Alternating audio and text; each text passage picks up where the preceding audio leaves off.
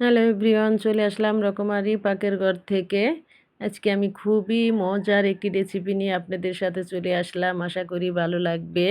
তাহলে চলুন রেসিপিটি একটু ধৈর্য সহকারে দেখতে থাকুন। ডিমের কুরমার রেসিপি খুব সহজভাবে রেসিপিটি শেয়ার করছি, যাতে আপনারা সবাই যেন করে খেতে পারেন। এখানে আমি 15 থেকে 16টা ডিম সিদ্ধ করে খোসা ছাড়িয়ে নিয়েছি। তারপর এই যে প্যানে তেল দিয়ে এটাকে হালকা একটু ফ্রাই করে নিব। এটার সাথে কোনো কিছুই কিন্তু আমি দেই নাই, লবণ বা কোনো কিছুই আমি দেই নাই। লবণ দিলে অনেক সময় দেখা যায় কি ফুটে যায়, সেজন্য আমি কোনো কিছু দেই নাই। সাথে শুধুই ভেজে নিলাম, একটু হালকা করে ফ্রাই করে তুলে নিলাম। আর ওই প্যানের ভিতরেই আমি আধা কাপ পেঁয়াজ বাটা এখানে দিয়ে দিচ্ছি। পেঁয়াজ বাটাটা এখানে বুনে নিতে হবে একটু। এখানে আমি এখন এক এক করে সব মসলা দিয়ে দিব, যা যা এখানে আমি দিয়ে দিচ্ছি বড় একটা তেজপাতা 2 টুকরা করে দিয়েছি, আপনারা চাইলে আস্ত দিতে পারেন। তারপর দিয়ে দিচ্ছি আদা রসুন বাটা। এখানে আমি 1 টেবিল চামচ আদা রসুন বাটা দিয়ে দিচ্ছি। দিয়ে ভালো করে নেড়ে নেব। এখানে কিন্তু আমি বাহিরের কোনো মসলা দিয়ে আমি করব না। আমি নিজে ঘরেই জয়ফল, জয়তিরি দিয়ে একটি মসলা বানিয়ে নিয়েছি। ওখান থেকে সামান্য একটু মসলা দিলেই ফ্লেভার চলে আসবে। তারপরে যে ভেজে নেওয়ার পর এখানে আমি 2 টেবিল চামচের মতো ঘি দিয়ে দিচ্ছি। ঘি আর তেল আমি ২ টা মিক্স করে দিয়েছি। নামানোর আগে আবার ১ টেবিল চামচের মতো ঘি দিব। এই যে সেই মসলাটা আমি দিয়ে দিচ্ছি। এখানে আধা চা চামচের মতো মসলা হবে। সেই মসলাটা দিয়েও আবার একটু নেড়ে নিচ্ছি। এই যে যখন দেখবেন যে মসলাটা এরকম একটু, একটু দলা ধরে যাচ্ছে, তখন বুঝতে হবে মসলাটা কষানো হয়ে গিয়েছে। ৩-৪ টুকরা দারচিনি দিয়ে দিচ্ছি। তারপর এটা হলো আপনার সরি, ওই যে পোস্তদানা বাটা দিয়ে দিলাম একটু। এই যে দিয়ে আবার একটু নেড়ে নিচ্ছি। এভাবে মশলাটাকে কষিয়ে নেবেন। মশলাটা যত কষানো হবে তত কিন্তু খেতে ভালো লাগবে। আর এখানে আমি আধা কাপ পেঁয়াজ বেরেস্তা করে নিচ্ছি। একটু বেরেস্তা এখন দিয়ে দিচ্ছি আর বেরেস্তা রেখে দিলাম।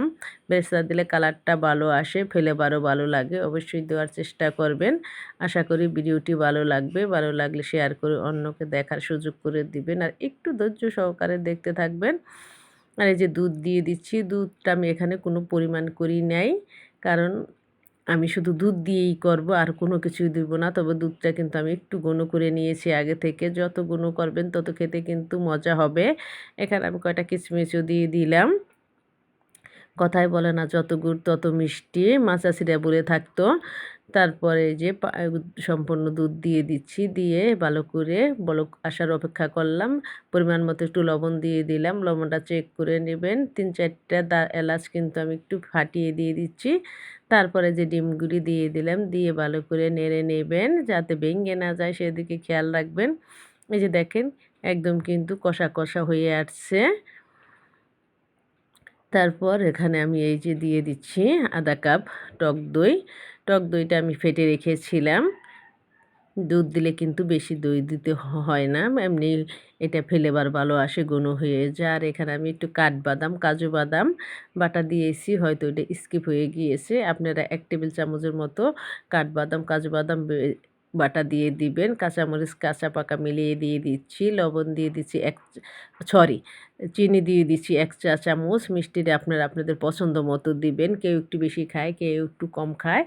আর বাটা যে কাঠবাদাম আর কাজু বাদাম ওইটা ১ টেবিল চামচ দিলেই হবে। নামানোর আগে আমি আবার ১ টেবিল চামচ ঘি দিয়ে নিলাম। দেখেন মাশাআল্লাহ কালারটা কত সুন্দর আসছে।